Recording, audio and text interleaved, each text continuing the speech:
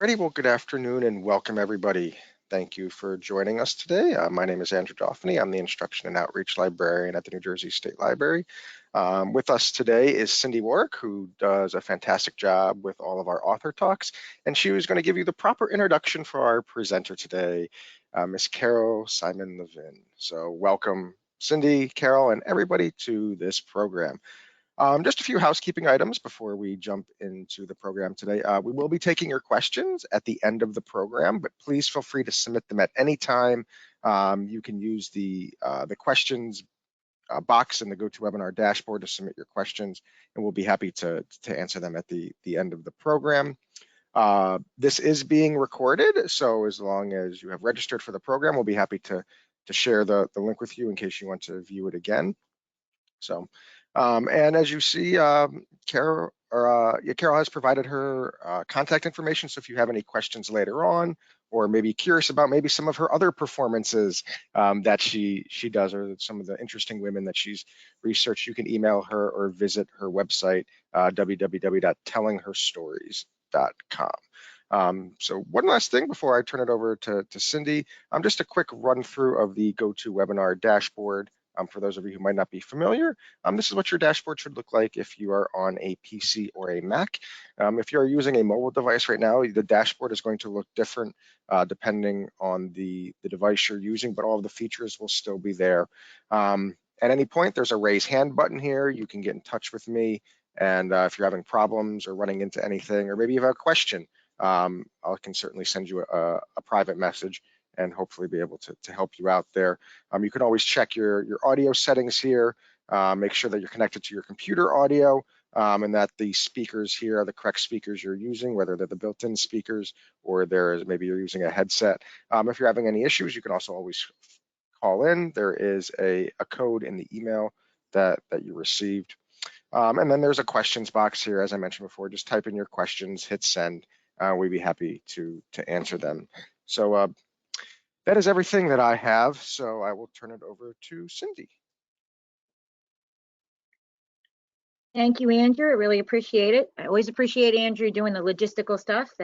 He does a good job with that, so we work well as a team, and glad to have Carol here. Well, I'm welcoming you today, and I want to wish you a one-day early happy fall. So, we start tomorrow, and hopefully we have a good fall year, and we haven't been able to really see the changing colors, so I hope we have good weather so that we can do that. But we also hope that you'll check out our website for upcoming events. It's very easy to register, and tomorrow there is a webinar at noon titled Suffragists Speak, Race, Slavery, and the Right to Vote. And, so that's something, we just reached the 100-year mark of the 19th Amendment last year. In fact, we had Carol for a program with that. But so that's Suffragists Speak, and that's tomorrow at noon. You would have to register. And on October 5th, we have one for those who like to delve into their family history. We have a webinar called Write It. That's WRITE. Tips for saving and sharing family history in written form. And that's especially because October is National Family History Month. And then on October 28th, we're going to have Brian Regal with us to talk about his book, The Secret History of the Jersey Devil, How Quakers, Hucksters, and Benjamin Franklin Created a Monster. So we're going to get into a different idea of the folklore of things and into the politics and things of that day. But today I'm excited to introduce Carol Simon Levin. She's a retired librarian, author, great storyteller. She just says storyteller in her website, but I'm going to tell you she's a great storyteller and a program presenter. She's based in Bedminster, New Jersey. Whether she's impersonating the woman who helped to build the Brooklyn Bridge, telling the amazing stories of early women in aviation, engaging families in a rousing Halloween hootenanny of songs and stories, expanding on the mathematical and artistic possibilities of a simple square, or sharing the story of a dolphin who learned to swim with an artificial tail, she creates exciting programs that engage her audience interests and expand their horizons. And she's the author of the book, Remembering the Ladies, From Patriots in Petticoats to Presidential Candidates, and even created 3 different programs from her research for that book. So if you want to know more, visit the website that it's there, listed there, tellingherstories.com. Today she's going to be presenting Mothers of Invention is the name of her program. It's one of her newest, if not the newest program. She portrays Lillian Gilbreth, Montclair, New Jersey, mother of 12. Mother of 12, that's enough. She doesn't even have to do any other inventing, but she did. And motion study pioneer, as she tells us, of the many mothers of invention. So thank you, Carol, for being with us. Thank you, Lillian, for being here. And we're going to turn it over to you. Well, thank you, Cindy, and for your effusive praise, and thank you so much to Andrew for all your technical help here. So let me show my screen. And there we go. Do you see my screen here? Yes. Wonderful. Excellent. And let me see if I can, let's see. Okay, now I'm seeing me. Let's see. There we go. All right. So let me introduce myself and my program today. It is, as Cindy mentioned, called Mothers of Invention. And here you can see me in full, since you're only seeing head and shoulders. And I'm portraying Lillian Mahler Gilbreth. And if you've ever heard that name, you probably either saw the film or read the book Cheaper by the Dozen, which was a runaway bestseller in 1948, written by two of my children and translated into 53 languages. 2 years later, it was made into a feature film that did fairly well, and a sequel to that book was also published that year. All of these are humorous portrayals of our family life in Montclair, New Jersey, in the late teens and early 1920s. And in them, I am portrayed as the stay-at-home doting wife and mother of this rather unusual family. And it was definitely loosely based on reality, but what it fails to portray is that I was a full partner along with my husband in the pioneering new field of scientific management. And I was an innovator and an inventor in my own right. And that I would continue our work for 4 decades after he dies. So today what I'd like to do is tell my story and then tell the story of some other overlooked women in these fields to give you a sense of who's been out there who we may not have remembered. In any event, to take us way back to the beginning, when I was born in 1878 in Oakland, California, no one would have imagined that this shy little girl would ever grow up to become anything, much less a famous industrial engineer. I was the oldest, or I would become the oldest, of 9 children. I was painfully shy, so much so that I did not go to school until I was 9 years old. I was homeschooled, read books, learned music until then. But when I finally did manage to find my way into the classroom, I found that I very much enjoyed academics and did well. And mentored by some wonderful teachers, including an English teacher, I was encouraged to pursue a literary career. And went on, was the vice president of the 1896 class at Oakland High School, preceded by Jack London and Gertrude Stein, incidentally, interesting alums there. And along the way, I dropped the family name I'd been called by my family, Lily, and became Lillian, which was the name of my mother's sister, who was Dr. Lillian Powers, a psychiatrist and an early follower of Freud. I had no interest whatsoever in boys or marriage, and after some persuasion, quite a lot actually, managed to convince my father to allow me to matriculate at Berkeley, which was just a streetcar away from our house. He was quite reluctant for a couple of reasons. One was that women who went to college at the time had very low prospects of marriage. Only half of them ended up marrying.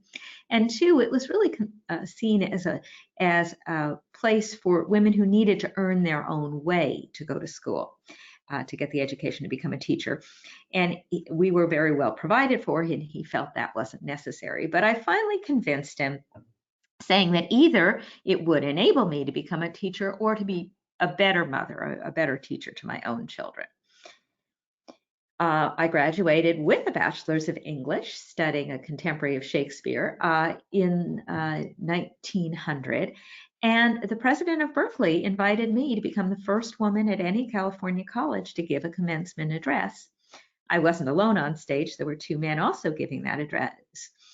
I, however, did not get the Phi Beta Kappa key I had earned because the committee decided that male students needed them more and that I wouldn't make any good use of it.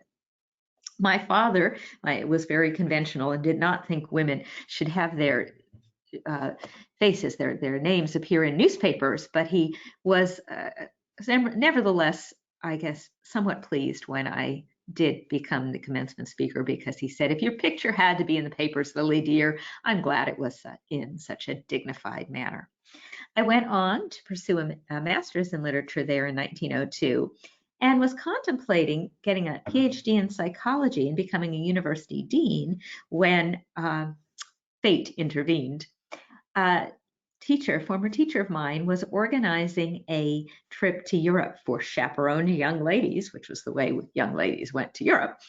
And Minnie asked if I was interested, and was I ever. I convinced my parents to allow me to go, and we were to embark from Boston to Europe.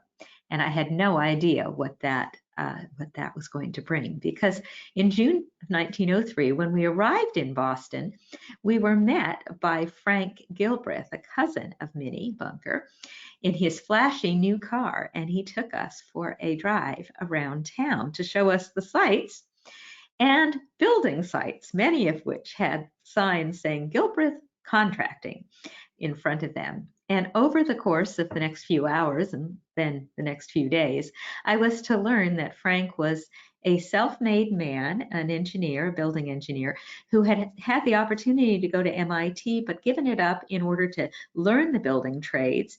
And as he learned them, he realized that most people did things in a very haphazard way, and there must be a better way to do each task, each skill. And so he went about observing and then recording and modifying equipment, tools, scaffolding, and so forth, so that everything from bricklaying to pipe fitting to cement mixing to anything involved in building could be done better, faster, cheaper. And so now I was 24, he was 35 years old. Gilbreth Contracting was known across the country for its speed work, and the company was building dams, canals, factories, whole towns across the country.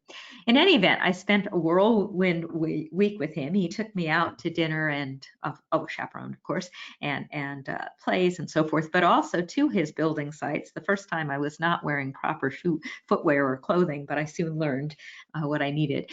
And by the end of the week, he announced that when we returned to port in Boston at the end of our trip, he would be there to meet us. Indeed, he was. When we returned in late November, he was there. And again, I spent a short time with him, less than a week.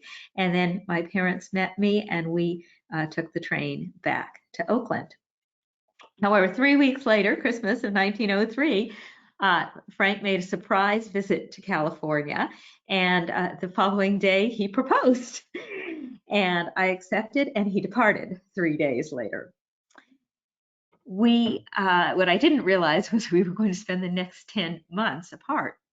But what we did do is share daily letters, and I started asking more questions about his business, and I started giving advice. And he was in the process of writing a booklet documenting his methods for his men. It was called his field system. And so he sent me the drafts, and I reorganized, added some English vocabulary to it, put an index in, and he was quite pleased with what I had done. He started joking that I was his newly hired graduate employee and called me a full partner in the firm, and mentioned what fun we will have when we can talk shop every day. Well, finally he returned, and we were married in my parents' home on October 19th, 1904, spent our honeymoon night at the St. Francis Hotel in San Francisco, and then we were back on the train heading east. And on the way, we stopped at the St. Louis World Fair, which was an exciting place. I got to see many new engineering devices and so forth, courtesy of Frank's interest, and he put up with seeing some artwork courtesy of mine. We also both rode the brand new Ferris wheel there, which was quite exciting. But this was cut short because he had an emergency back east and we headed onward to New York. On the way, however, he also outlined his plan for our lives, which included our partnership in his business and a family partnership. And on the way, he announced we would have 12 children, 6 girls and 6 boys. Well, when we arrived in the apartment in New York and went to the apartment, Frank's mother and sister were already installed there. They had been taking care of him for the last few years, and in fact he referred to them as his duplicate mothers, but they ran the household. There really wasn't much for me to do. So I started using my time to read more about construction and visiting work sites and gaining a better understanding firsthand of what Frank was doing, until I was too pregnant to do so. In 1905 we had our first child, and we'd have another one approximately every 15 months thereafter. So for the next few years, I would be concentrated my efforts on two fronts, raising children and writing up his motion study ideas into 2 books, Bricklaying System, which was published in 1908, and Concrete System in 1909. And we soon got a system where in those days, a new mother did not get up and move around for the first 2 weeks after a child was born. So I corrected page proofs for the books each time. While the books certainly had much of my input, they were only published under Frank's name. No technical publisher would take on a book that had a female name at that point. Now, we were not the only ones in this field, this new field of scientific management. It was dominated by a man named Frederick Taylor, who looked at scientific management as a way to eliminate wasted motions and what he called loafing off by the employees. He very much saw employees, people, as machines, hands but not brains. And while we were initially attracted to some of the scientific aspects of Taylorism, both Frank and I were disturbed by the lack of care for the employees. We started calling them stopwatch managers. They weren't considering the needs or the happiness of the worker. And so, encouraged by Frank, I decided to pursue my PhD, not in English, but in psychology, and study the psychology of workers. And he felt it was very important for me to get academic certification because any man, they didn't need it. He never even had a college degree, but he was taken seriously. But a woman in the field would need much more. In 1909, we moved to New Jersey for more room, to Plainfield. The house is still there if you ever want to look for it. It's at 711 Ravine Road. And the following year, our 5th child was born, the first boy, which pleased Frank immensely, and we named him Frank Jr. And that same year, I was asked to actually speak on the psychology of management at an international engineering meeting in London. I had been accompanying and listening at these meetings, but accompanying Frank, but this was the first time I was actually asked to speak, and it surprised many of the people there that I was more than just a wife accompanying her husband. In 1911, I would submit my PhD dissertation to Berkeley, and it was the very first scholarly study of the psychology of management, and it was very well received by my dissertation committee there. But when it was submitted, in order for me to get my PhD, the Berkeley administration said, "Oh, no, we don't give absentee degrees. She will have to come and spend a year in residence," which I had been assured I didn't need to do in order to do this. Well, that was impossible. With 5 children and a business in the East, a husband and a business in the East, it wasn't to be. So I ended up having to withdraw my PhD dissertation, and after shopping it to a number of publishers, we finally got it published 3 years later under the name L.M. Gilbreth. Again, nobody wanted a female name there. And it was quite interesting. Frank, when he was asked if he was related to L.M., would quip, "Only by marriage." But around this time, we also made a major decision. We decided that Frank should leave the construction business and that we should jointly set up Gilbreth Inc. as management consultants, factory consultants. And we also articulated our ideas in 2 books, Motion Study in 1911 and The Primer of Scientific Management in 1912. And in 1912, we also won a contract to introduce our ideas on scientific management at the very unfortunately named New England Butt Company. They were, that was a family name, but they were a braiding machine maker. And braiding in those days was used in a lot of areas that you might not think of it now, including if you've ever seen an old iron, for instance, and the electric cord on it, the braid around the cord. So they were doing the machines that made those. In any event, we moved to Providence, Rhode Island, which is where they were located, and where it also had a University Brown, which had agreed to let me pursue a PhD there, a second try. So we started filming the workers at the company with Frank's new chromocyclograph camera, which took quick timed, specifically timed analysis of motions. And then we would sometimes put lights on the fingertips of workers, put them up against grids. You can see some of these pictures here, in order that we could film and then document the micro motions, which we analyzed frame by frame to see where motions were wasted, where they were repeated, where they were inefficient. And unlike the Taylor disciples, we sought worker input. So we showed these films to the workers. We asked them to identify where there were inefficiencies, and then essentially got them to buy into the changes we proposed. And then what we would do was redesign the workers' jobs and the equipment, the workstations, in order to make them more efficient and reduce fatigue. We also implemented an employee suggestion box, reading libraries, and mandatory rest periods. I did research that showed that a fatigued worker was an inefficient worker, and that if you actually gave rest, people would be more productive. And this labor-friendly approach won clients across the Atlantic in Europe. So Frank ended up being out of town quite a good deal. And so I ended up needing to manage the business at home while he was away. We would always be together for 2 weeks every summer, however, to run our summer school of scientific management to train management professionals in motion studies and psychology from 1913 to 1916. How was I doing this and my PhD at the same time? Well, it was difficult, but we applied the same methods at home. So I had a very specific timetable of when I would do anything all day long, as you can see here. And it included time with the children and then very much mother time to get things done. What you will notice if you look at it is there is no cleaning, no cooking on that schedule. I had my mother-in-law managing the household.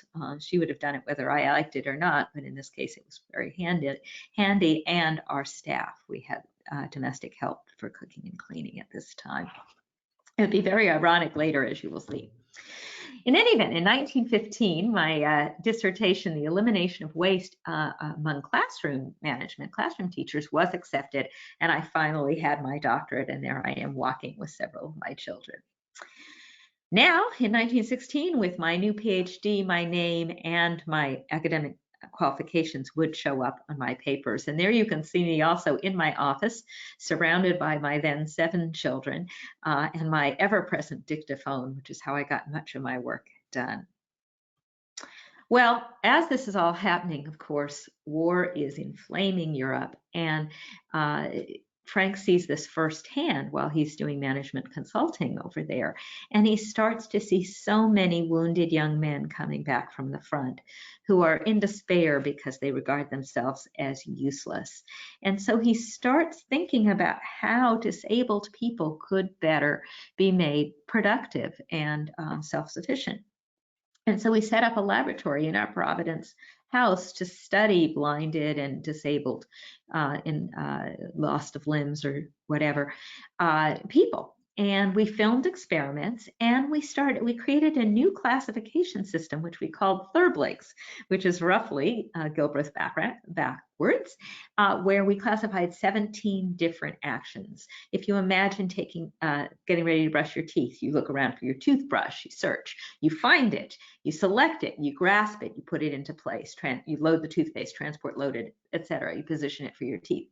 So we did all of those things. And then if you thought about them, you could see which things you could make easier. For instance, if you had the toothbrush always in its stand, you know exactly where to find it. And we ended up applying that to all of our motion study work. Frank also started observing and filming surgeons in hospitals and came up with the idea you now take for granted, which is that when the surgeon says, "Scalpel, please," to his attendant, he thought that if the surgeon didn't have to look for it, but just had it placed in the hand, it would greatly speed up surgery, which while a patient's under anesthesia, the sooner you get finished, the better. He wrote this up and presented it to the American Medical Association in 1915, but it would take another 15 years before it was adopted. Well, April 6, 1917, the war broke out, and Frank immediately volunteered and was assigned to Fort Sill, Oklahoma, to help the Army make many of its procedures more efficient, including care of horses. Yes, they were still used then, and teaching soldiers how to unjam their weapons in the dark, assembling and reassembling and cleaning them. But on March 1st, 1918, I received a telegram that he was dreadfully ill. I dropped everything and took a 2-day train trip to reach him in Oklahoma, then cared for him and insisted he get good care for the next 7 weeks in the hospital. When he was finally released, after spending some more weeks at Walter Reed in Washington, D.C. and sent home, he was back, but he was not the same. His heart was damaged, and I was warned he would need to take care of that. But we went back to our civilian lives and to building a very healthy scientific management client list, which included many big names of the time, including Eastman Kodak, US Rubber, Remington Typewriter, and Pierce Arrow, a favorite of Frank because he loved cars and loved his Pierce Arrow that could hold the whole family at the time, as you can see in that photograph. We also continued work with the disabled, publishing in 1919 our ideas for motion study for the handicapped, as they were then called. And you can see some of the adaptations and suggestions that we had implemented in that book. In 1919, Frank decided that we needed to be closer to New York City, which was sort of the center of his business, of our business and engineering circles. So we moved back to New Jersey, this time to a rambling old Victorian house in Montclair, New Jersey, which you see there, and turned our house our house continued to be not only a place for our family, but for our business. We had adjacent desks and our laboratory in the film and motion study laboratory in the barn and so forth. And we engaged our children as research assistants on many of our projects. And they all had process charts. They all knew when they needed to do what. And we also figured out, say, the one best way for bathing and dressing. For instance, buttoning from the bottom up meant you never had mismatched buttons, and that necessary time for your teeth brushing and so forth in the bathroom could always be used with the Victrola on to learn German and French. And we publicized this. Newsreel reporters and newspaper photographers were often around to document how the Gilbreth family did it. And one of the things we were pointing out was that a scientific managed family would allow a woman to have both a family and a career. Here's an example. We had a contract with Remington Typewriter, and they wanted us to find the ideal method for teaching beginners how to type. So we tried 2 different methods. One was color-coded keys, and the other was blanked out keys. And we had our children working on both methods, and they became quite proficient typists. And even our 5-year-old learned how. We also, at this time, got a summer cottage in Nantucket, which consisted of 2 lighthouses and a rambling structure in between. And it got nicknamed the Shoe after the old woman in such an object with all her children. And we would study there, motion study films of the different methods for various things, including blueberry picking, and we were studying soap packing for Lever Brothers. And one day we were really surprised when our 4-year-old came up with an idea for that soap packing. Hands were getting stuck. The packers' hands were bumping into each other, and they said, well, she said, why don't they pack into 2 adjacent boxes so they never put in at the same time? None of the rest of us had that brilliant idea. Around the same time, I was finally achieving some professional recognition. In 1921, I became the first woman awarded honorary membership in the Society of Industrial Engineers.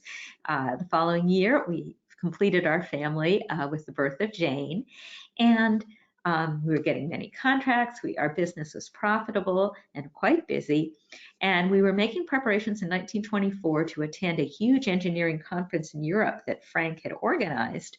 But then I got a telephone call from the station. Frank was going into New York to do some final work on that. He'd forgotten a number from the passport. He needed me to look it up. I left the phone to look up the number. I come back to the phone and the line is dead.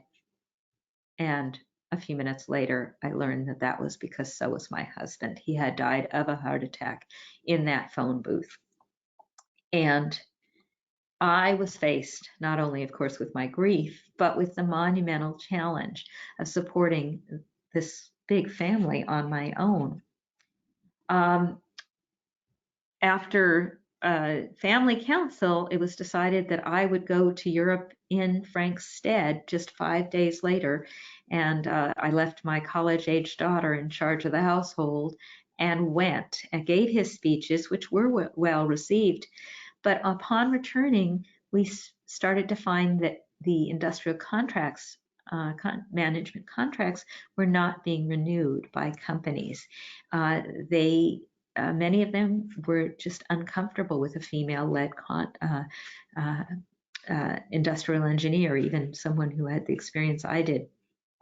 But then one of the clients that I spoke with said, well, we don't want you coming back to the floor, but we'd be willing to send one of our men to you to get training.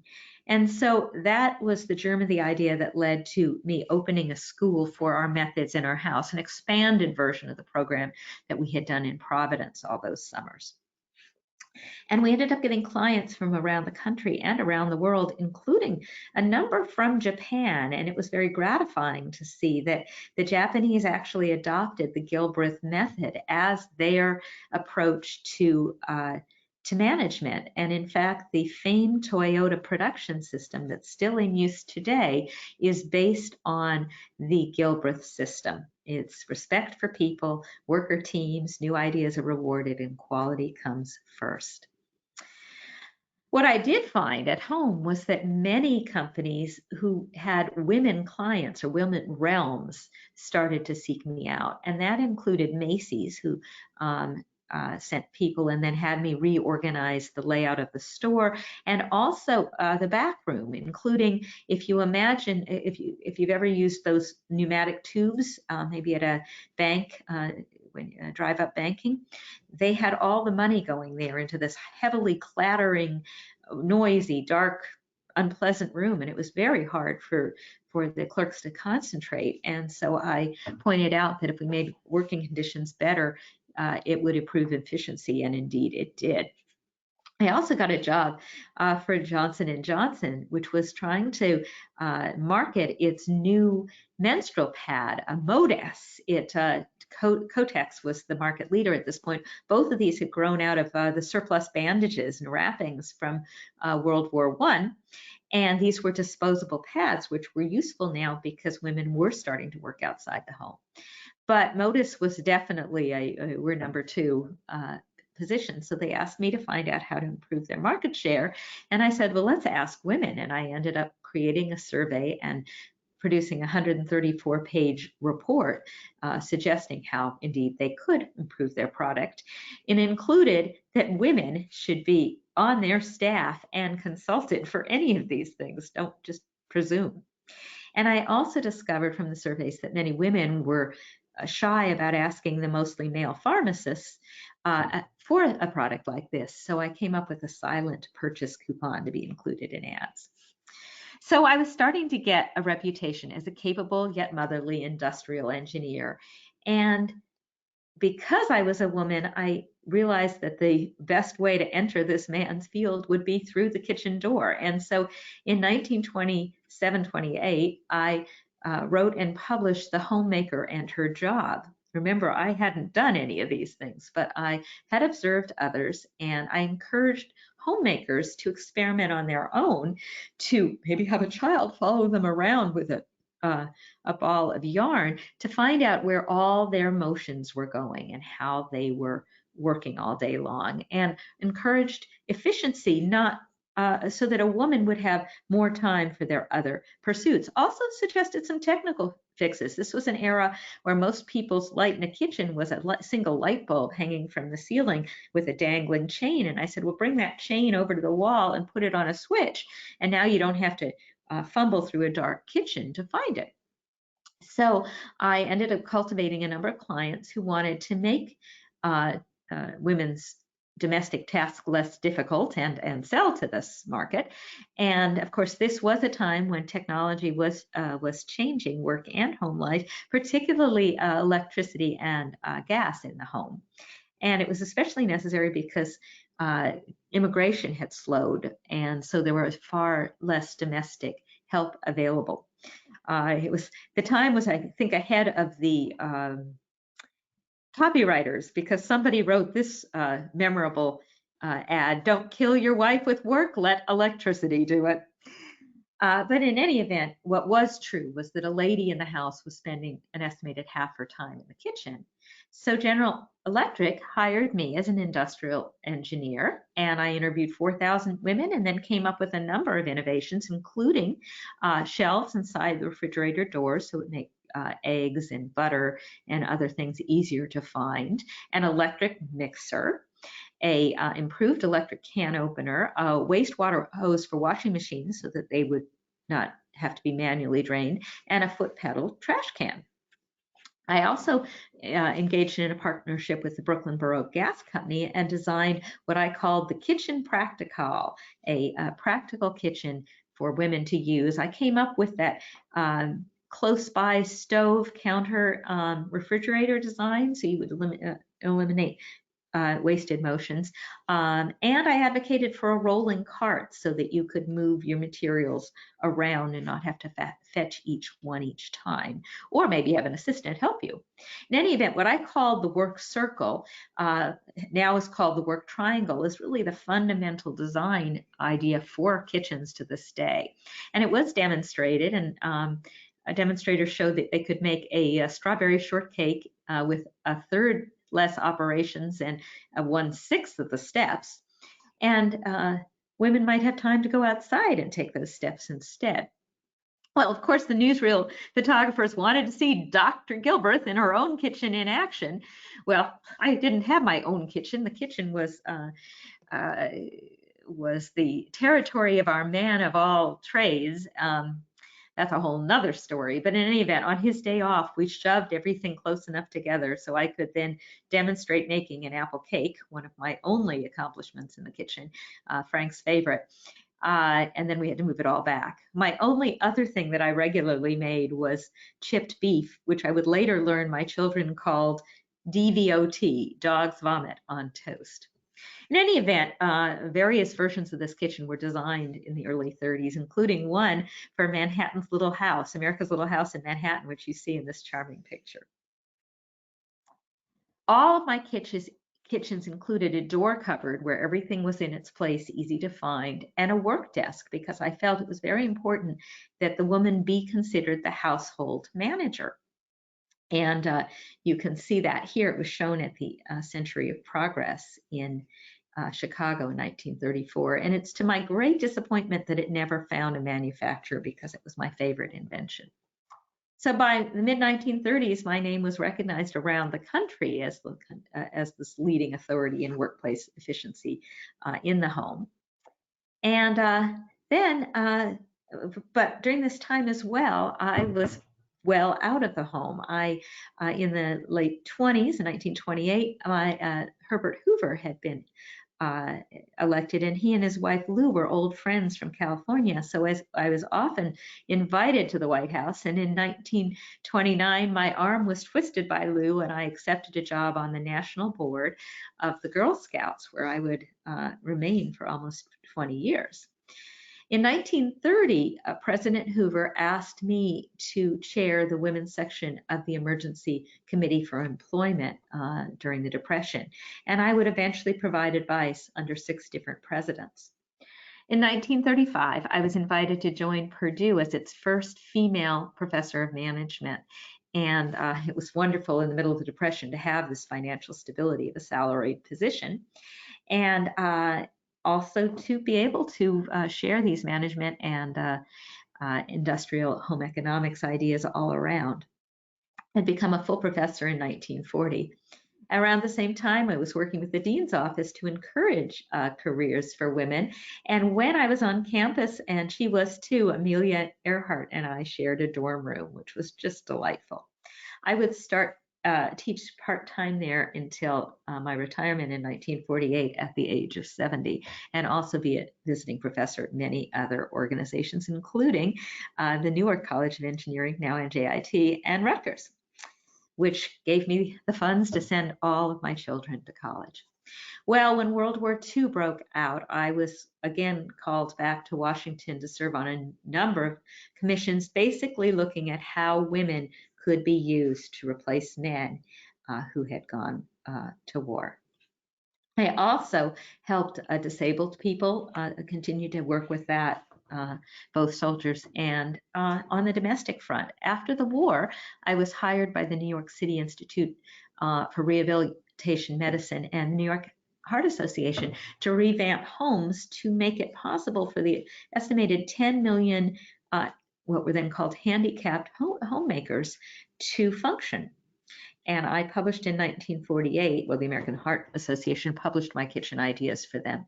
And I would continue to consult throughout much of the 50s on this.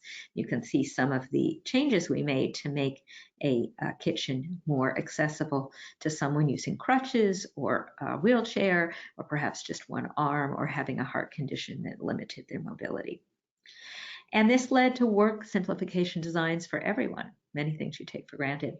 As I aged, I kept working, traveling all around the world, and took a 6-month trip in 1953, which was really memorable, and would continue to travel widely and continue to lecture, as many as 5 lectures a week. When my children said, slow down, I just stopped telling them about some of them. In 1964, I became a resident lecturer at the age of 86 at MIT and would continue to attend conferences and lectures. In 1951, I was named honorary member number 1 of the New Society of Women Engineers, which established a scholarship in my name 7 years later, which I loved. In 1954, I was called the mother of industrial psychology and the mother of modern management. And in 1965, I would be the first woman elected to the National Academy of Engineering. The following year, I would be the first woman awarded the Hoover Medal, which is given by U.S. engineering societies, and I was awarded it for our work with the disabled, which I was very gratified about. And in 1968, I was the first non-royal person inducted in Japan's Order of the Precious Crown. In December of that year, the centennial of Frank's birth, there was a conference held to celebrate our work in motion study. And during a break in that conference, I told my children that I was finally retiring on doctor's orders. And when it was my time to stand up and make a speech, I simply said, the heart speaks loudest when the lips speak not, and sat back down. 6 months later, we would put a man on the moon in a space module that had been designed on Gilbreth motion study principles. But sadly, I would not know about it. In 1960, I told a journalist there was no reason why a woman should not be a pioneer space traveler to the moon. But I was in a nursing home, my memory was failing, and I missed that landing. I would die January 2nd, 1972, and the New York Times would proclaim, engineer, mother of a dozen, pioneer in time motion studies, and compliment my sheer indomitability. I would appear on a postage stamp in 1984, and a posthumous autobiography was published in 1998. I love that my legacy includes lectureships, scholarships, professorships, engineering awards, and of course, our wonderful children. And I'm gratified that our work has enabled hundreds of millions of people to find more what we called happiness minutes, time for themselves, and given the disabled more independence and a sense of worth.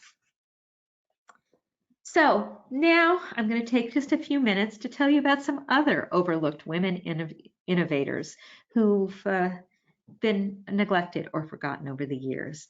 I don't have time for so many, but I will tell you about a few. I want to start with the idea that Anonymous was a woman. It's not my idea. It's been thought of many times. But if you think about it, much of agriculture was done by women. And that means that many of the innovations in agriculture no doubt came from them as well as tools like a mortar and pestle, needle and thread, medicinal herbs. And there's even some possibility that one of the first calendars was designed by a woman because it's got 28 notches. Might have been a menstrual calendar. The first invention, however, that is patented by a woman, first document evidence, was was in 1915. Sibylla Masters was in America, which was a British colony. So she and her husband had to go to England to patent the invention. And because she was married, it couldn't actually be patented in her name. Patents weren't allowed to own property. They were property. So the patent is listed as Thomas Masters, a new invention found out by Sibylla, his wife, for cleaning and curing the Indian corn. In the years, the first 100 years of America, after we were established in 1790, 5,000 or so patents were awarded to women, which sounds like a lot, but was only about 1% of all patents. But given that married women couldn't get them, you start to understand why. Some of these are things that became very necessary. In Civil War, Sarah Mather came up with the idea of the submarine telescope, which was used by the Union Navy to support Confederate subs. And Martha Costin, after 10 years of experimenting, came up with a pyrotechnic night signal and code system, which the Navy during the war bought 1 million of and is still used by small craft to this day. We have many women working in factories and such, and Helen Blanchard came up with the zigzag sewing machine and 28 other related inventions. Clarissa Britton, also in the Civil War, came up with a portable ambulance. We have African American inventors, including Miriam Benjamin, who came up with a gong and signal chair for hotels, the predecessor of the system that's still used in the library in the House of Representatives to signal votes, and what's used on airplanes to ask for a flight attendant. And Sarah Good came up with the idea of a folding cabinet bed 15 years before Murphy's famous version. Josephine Garris Cochrane came up with an invention that I think you probably use every day, which is the dishwasher. Her company was later sold to KitchenAid. The female Edison, as she was called, of the 19th century was Margaret Knight. She was a young mill worker in a factory in Lowell, Massachusetts, when she saw a dowel come off and hit a fellow worker in the head, and she came up with a safety catch, which she never patented but was widely adopted. But she was working in a paper bag factory a number of years later, which was making envelope-style paper bags like you get at a Hallmark card, when she came up with the idea that a flat-bottomed paper bag would be much, much more useful, but it was much easier to conceive of than to create, and she ended up spending 2 years working to devise a machine that would cut, fold, and glue such an object. And then she needed to make a model of it to take to the patent office. So she goes to a metal factory to do that. And when she gets to the patent office with her model, she discovers somebody else got there ahead of her. A man at the factory had made a second copy and patented in his own name. She ended up having to take him to court. She ends up showing her her notebooks with the evolving designs, and after a 2-week trial, does get the patent, and it eventually will get a couple of dozen other patents during her lifetime as well. He had said no woman could possibly come up with such a design. She proved him wrong. Another engineering dynamo of the 19th century was Maria Beesly, and she came up with a number of inventions, including one that made her a multi-millionaire in today's dollars, a barrel making machine. She earned nearly $500,000 a year in royalties for that for a while.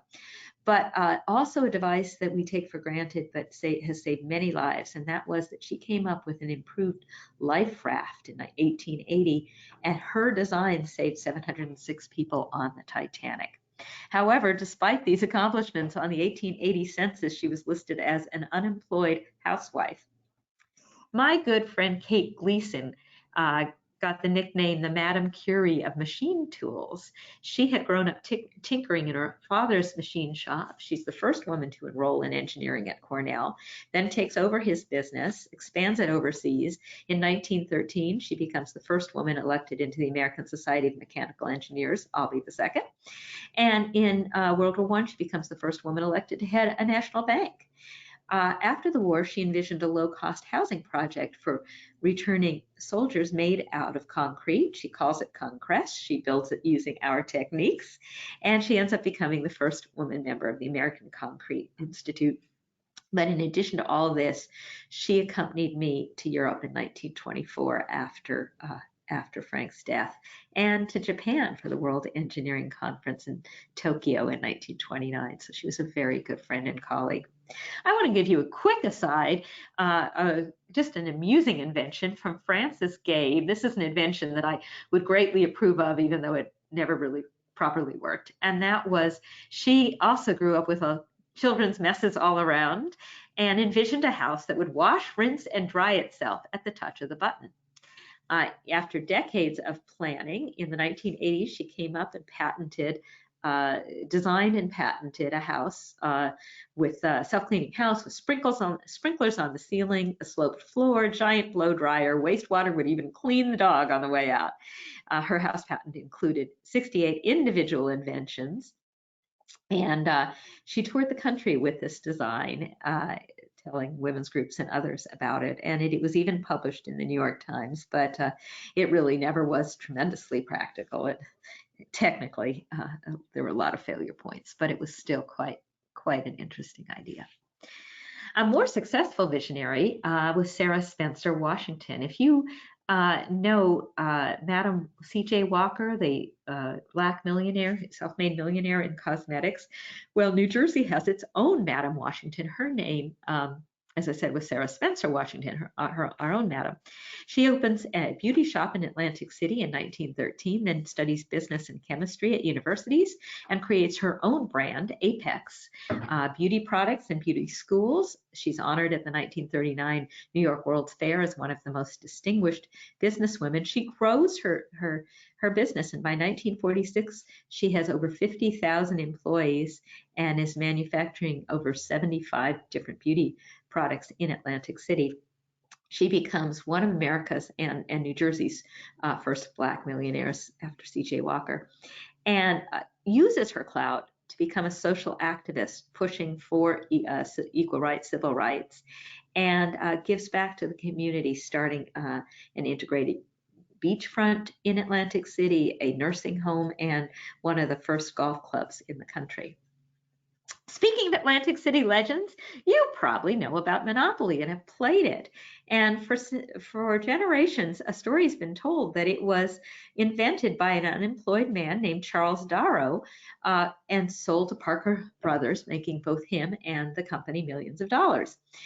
Only one problem. This is not true.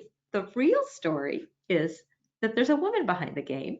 Her name is Lizzie Maggie. She was a stenographer and typist, and in fact, in 1890, invented a better way of rolling paper in the typewriter. She was also an outspoken feminist, and she made national headlines when she posted an advertisement for a young woman American slave to protest the poor wages that were being offered to women employees. She followed a form of economics called Georgism, which suggested that individuals should own what they made or created, that land rather than wages should be taxed. And in 1904, she incorporated those ideas into a game that she called the landlord's game. And it came with two sets of rules. One was for prosperity, in which all were rewarded when wealth was created, and one, monopoly, where the goal was to crush opponents. And by 1906, she'd formed a company and was marketing the game with various game boards. It became reasonably popular, and Quakers in Atlantic City created a local version with Atlantic City street names. You can see the map right there, which is the version Charles Darrow plays, patents, and sells to Parker Brothers. In 1936, seeking to seize total control of Monopoly, Parker Brothers purchases this game, her game, and two others for $500.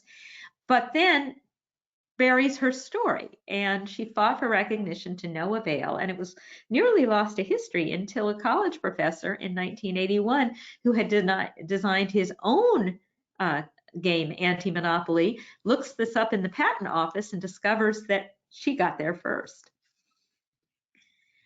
Here's another woman you may not have heard of who I just find totally exceptional, and particularly as she overcame her disabilities to do so, both gender disabilities and physical disabilities. Her name was Elizabeth Elsie Muriel McGill, and she was the first female electrical engineer in Canada, and then got polio.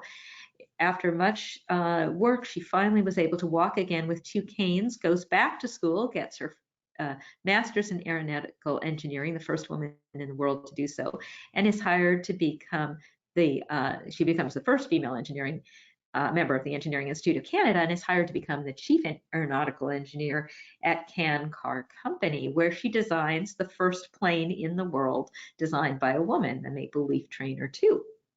She can't pilot it because of her damaged legs, but she goes along for the testing with a test pilot.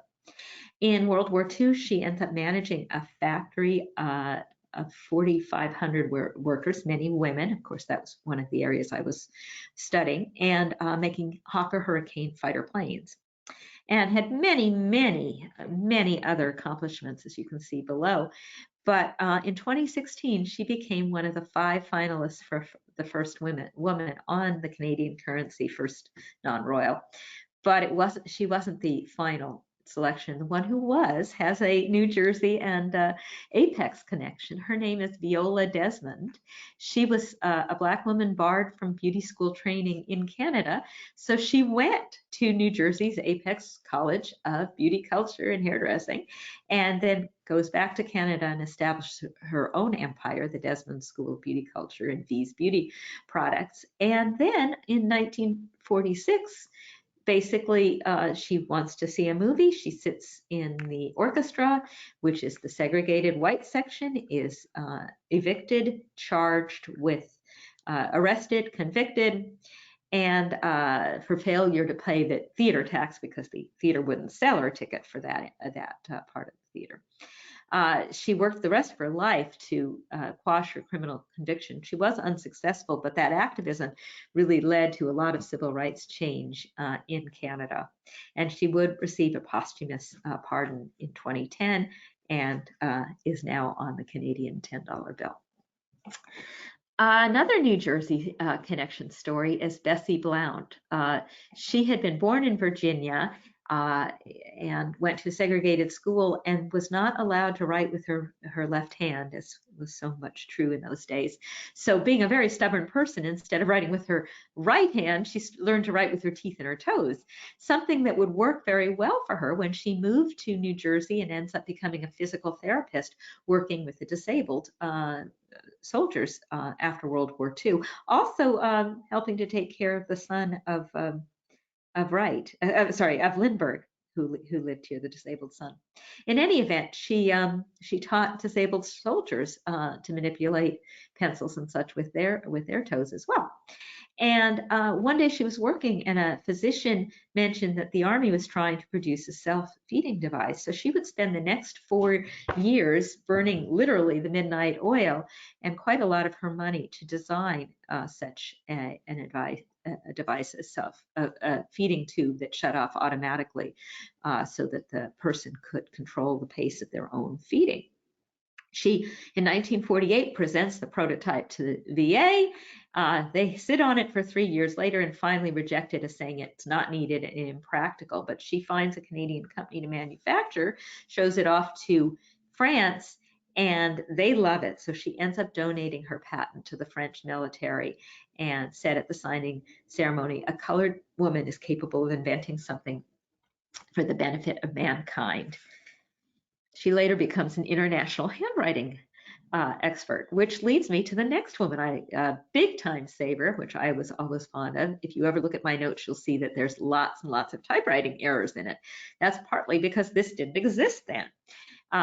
Betty Nesmith Graham was a single mother, executive secretary, got very tired of yanking out many pieces of paper and starting over because of errors, typos. So she was also an amateur artist, and she said, what if I use my tempera paint and paint over the error and then retype? And she started doing this, realized it was a little flaky, wasn't quite the right formulation.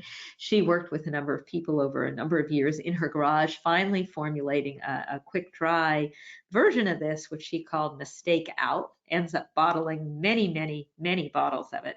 Finally, in 1979, sells her company to Gillette for $47.5 million. So it's always good to hear a success story.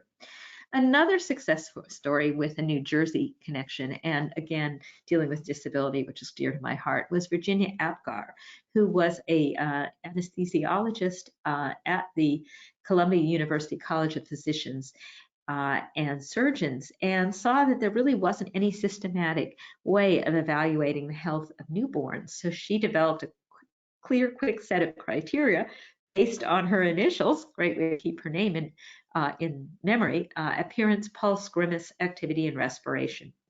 Not only did she work to help evaluate an infant's needs, but she also wrote a book for parents. It was a groundbreaking book, Is My Baby All Right?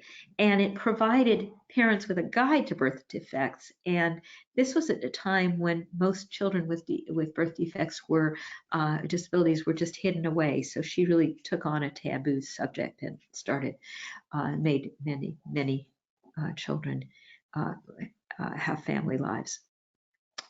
Well, we go from one lifesaver to another. Here's a wonderful woman, Stephanie Kwolek. You may know of her invention. You certainly know of her invention. She was, as a child, she loved sewing. She thought she'd be a fashion designer, but then she decides on medicine, but doesn't have the money for medical school, so takes a temporary job at DuPont. All women's jobs in those days were temporary at DuPont because DuPont didn't think any woman would stay after they got married. Along the way, she works in a lab and discovers that some polymers could make, the molecules of some polymers could make extremely long chains. And after she finally convinces a lab tech to allow it to be centrifuged, it discovers that it will make very, very, very long, strong threads. And she and her team continued to experiment and eventually come up with many new fibers, including Kevlar, which is patented in 1971, 5 times as strong as steel, yet very lightweight, resistant to wear, corrosion, and flames. And as I'm sure you know, it's used in bulletproof vests, it's used in helmets, which saved countless lives. They actually call them Kevlar saving lives. It's also used in tire skis, suspension bridges, and the space shuttle. Well, going from saving lives to changing lives, I like to talk about Marilyn Hamilton. Her life was changed when she was paralyzed after a hang gliding accident in 1978. And she was very frustrated. She'd been very athletic before that, and her cumbersome wheelchair prevented all of that. So she worked with some hang gliding buddies and other engineers to design a lightweight maneuverable wheelchair. And that became the foundation for the Paralympics wheelchair adapted sports. She starts her company, the Quickie Wheelchair Company, in 1979. It's now a $40 million a year business. She goes on to become two-time U.S. Open women's wheelchair tennis champion, and also designs adaptable skis and other adaptations that have allowed people with disabilities to compete and live and enjoy life to the fullest. So now we're looking just at a couple of the new generation of inventors who've saved lives or changed lives. Two who've saved lives and changed lives that I want to mention are Anna Stork and Andrea Shrestha. They were architecture students at Columbia University in 2010 when they heard about the earthquake in Haiti and how people in refugee camps, particularly women and children, were being raped in the darkness, that it was really terrible conditions. So they came up with a solar-powered portable light that they eventually patented as Luminade. And if you buy that today, they have a buy one, give one program so that every one that is bought for camping or emergency use by people like us can be one goes to people in emergency camps and so forth. It's a really beautiful program. A very young girl was also inspired by disaster, in this case, the famine in Somalia, to make an invention. Alexis Lewis was only 12 when she saw television coverage and heard that families were having to abandon children and elderly members beside the side of the road as they were evacuated because they had no way to bring them. And she came up with this idea of this bamboo rescue travois made with, if you just had a pair of wheels and then everything else is readily available materials, you can take quite a load. Even a small person can take quite a load a long distance. Another young woman who came up with a great idea was Jordan Reeves. She was born without a lower arm and decided that instead of being a handicap, this should be something to kind of celebrate or make people feel good about. So she came up with a 3D printable prosthesis for kids that shoots out biodegradable sparkles and has gone on to become a consultant to Mattel and Microsoft to make toys and musical instruments that are accessible to people with disabilities. She and her mother also founded the nonprofit Born Just Right, and says you can make change no matter how old you are. And somebody else with that same attitude is Gitanjali Rao, who is the Time Kid of the Year last year. You see her on the cover. Amazing young woman. At age 11, hearing about the Flint water crisis, she invented Tethys, which is a device to detect lead in the water. And it was faster than any of the current techniques that were out there and very inexpensive. And she's gone on to become an international promoter of STEM and children and teens getting involved in becoming inventors. And she's done innovation workshops around the world and has won all sorts of inventions and accolades. I want to finish up with a person who you know from a totally different reason, and that is Hedy Lamarr. And yet, without her invention, our lives would be completely different. She was born Hedwig Keisler in Vienna to a Jewish family.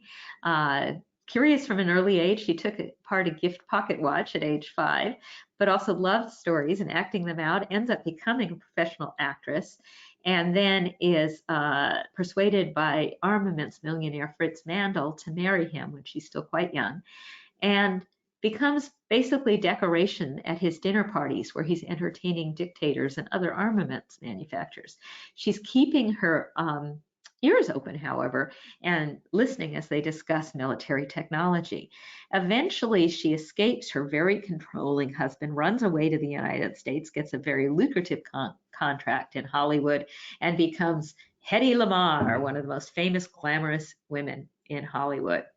But quite bored, so she sets up an invention table and starts to invent again, including a light up dog collar so she could see her dog in the dark, and some designs, airplane wing designs for her boyfriend Howard Hughes, and even tries her hand at fizzy drink tablets so soldiers could have Coca-Cola when they were away from a drugstore.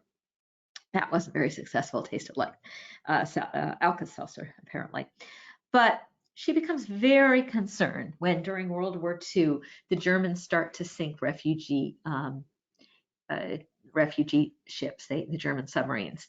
And England's helpless to do anything about it because the Germans are jamming their signals. And while she's worried about this, she meets George Antheil at a party. He's a composer, and they start playing music, and she's talking about this with him. And they sit at a keyboard, and they're both playing at a piano, and kind of come up with the idea that if, instead of sending information on one signal channel, you could jump signal channels, you could prevent it from being jammed by the Nazis.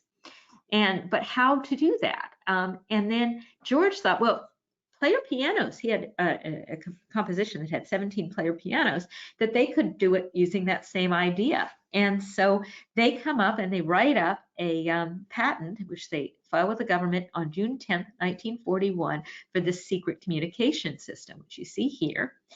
A little over a year later, they get their patent, which they immediately offer free of charge to the Navy for their use. But the Navy deems the idea impractical. They can't think of a better way or a way to incorporate those player piano rolls. And they tell her, use your beauty, sell bonds, which she does. But they also classify this patent as top secret. In the 1950s, the Navy eventually substitutes electronics for the piano roll idea. In 1959, the patent expires. And in 1962, this was used during the Cuban Missile Crisis. Well, according to U.S. patent law, when a patent expires, an inventor has 6 years to sue for payment. Hetty didn't know. Hetty's invention is now the basis for secure Wi-Fi, Bluetooth, and GPS technology, with an estimated market value of $30 billion. They do finally receive recognition in 1997. They got the Electronic Frontier Foundation Pioneer Award, and she's the first woman to receive the Bulby Nass Spirit of Achievement Award, which has been nicknamed the Oscar of Invention. However, Hetty's story is also not unique. The woman who won the Nobel Peace Prize in Physics 3 years ago, the third one, and the first one for a very long time, for over 50 years, 6 months before her award, Wikipedia refused to publish an article on her, saying that she didn't qualify for an article, which is just mind-boggling. But after getting the award, she said, "Hang on for the ride. It's been an excellent ride. I've had a great career," says Donna Strickland. Now, I don't think you can hear this, so I'll read this to you.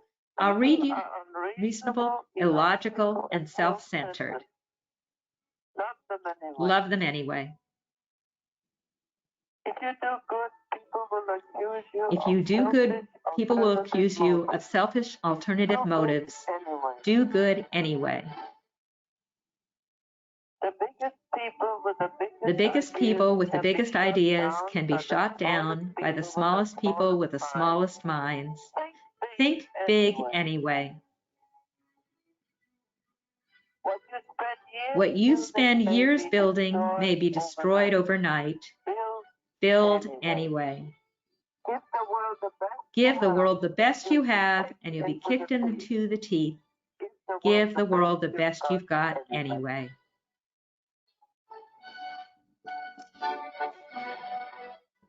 So this is from Bombshell, the Hedy Lamarr story. If you have PBS Passport, I highly recommend it.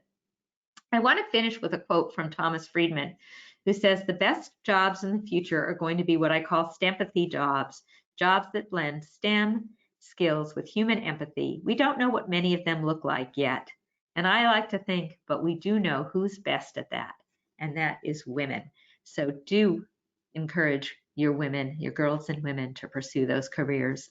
And if you want to discover more girls and women who have done these remarkable things, the Smithsonian Institution has both a live and an online exhibit called Diverse Voices, Women Inventors. You can find it at invention.si.edu. You can also find more about me. The History Chicks, which is a wonderful podcast that looks at lots of fascinating women through history, has an episode on Lillian. Unladylike 2020, which profiles 20 different women, has an episode there as well. There are 2 books that have been written about my work, and a children's book called Spick and Span, and I'm also a chapter in several books on women in engineering. And other women, you can find so many other books now on other women in inventors, which I encourage you to take a look for. And as Cindy mentioned at the beginning of the program, I have lots of other programs. You can go to my website to see when I will be presenting them and where. Many of them are virtual, so you don't even have to leave your seat to see me. Again, I thank you so much for having me here, and I hope to come back someday to tell you more stories of the many, many women that I had to drop out of this program because I simply had no time. So again, thank you so much for having me here today. And now I'll turn the floor back to Cindy and Andrew and take any questions that may have come in.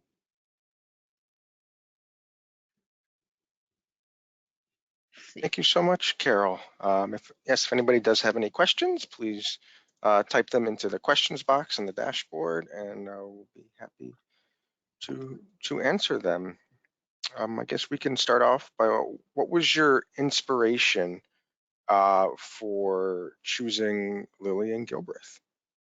You know, I think there were a couple things that happened. One of which was that I did read Cheaper by the Dozen as a child and loved the book.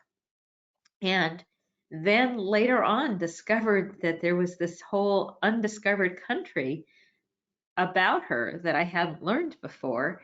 And I'd always planned to do a program on women inventors, and I decided she'd be a really fun person to do it as from that. She sort of exemplified all the overlooked work that women had done.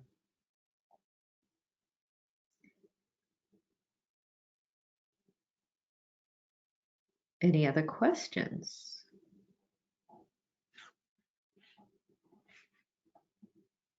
How long did it take you to get all this information together? Well, it's kind of funny because I started working on this in late 2015, early 2016. And then we had that election, and we actually had the nomination of Hillary Clinton. And I thought, my goodness, we're in brand new territory here. We have never had a woman nominee for president. Who are her antecedents? You know, who made this possible? And I got the idea to do a Kickstarter for my book, Remembering the Ladies, from Patriots and Petticoats to Presidential Candidates. And when I did the Kickstarter, I said, I'm going to be creating 25 or 30 profiles of women who preceded Our Times Now. Well, I kept finding new women, and I eventually published it with 69. And if I republished it today, I could probably easily put another 50 in.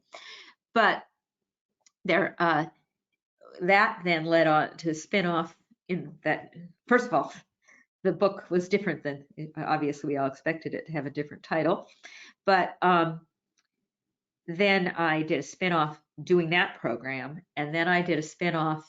I got really curious on how we got the 19th Amendment across the finish line. And it was the 100th anniversary of our entry into World War I. So I created the program, Pickets and Persistence, War Service and Women's Suffrage, in which I portray Jeanette Rankin and tell how the war work, the work by Alice Paul and her activists, the steady work by the National American Women's Suffrage Association, all came together to finally after, depending on how you count it, at least 72 years of activism, finally get the book for women. And then I had somebody come up and ask me, have you ever heard of Lillian Fikert? And I said, Lillian who? And it turned out Lillian Fikert led the New Jersey work on women's suffrage during the 19 teens, and started doing research on that and research on New Jersey's role in the fight for women's suffrage, and our unique situation that for the first 17 years of our nation, women in New Jersey had the right to vote, and then it was taken away. Or some married women didn't, but women with property who were single or widows could.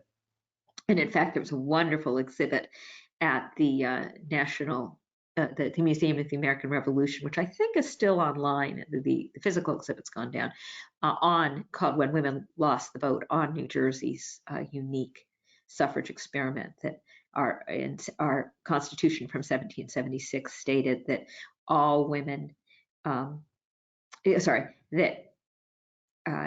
all inhabitants worth 50 pounds proclamation money could vote, and that meant that women and a few women and a few Black people could and did.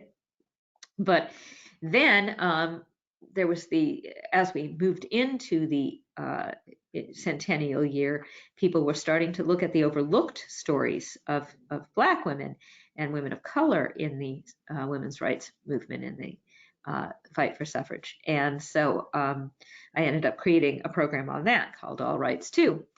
And then as the year ended and we got into 2021, I returned to the program, to this project that I had worked on 5 years earlier, and came back and resurrected my notes and started playing with it. And I played with it all summer, and it was about 3 hours long. And then I started slashing and removing people, which is, it's heartbreaking. You say, oh God, I don't want to let you go to the cutting room floor. And that's why I've decided I probably have to do Mothers of Invention too, because there are just so many women that I didn't get a chance to talk about.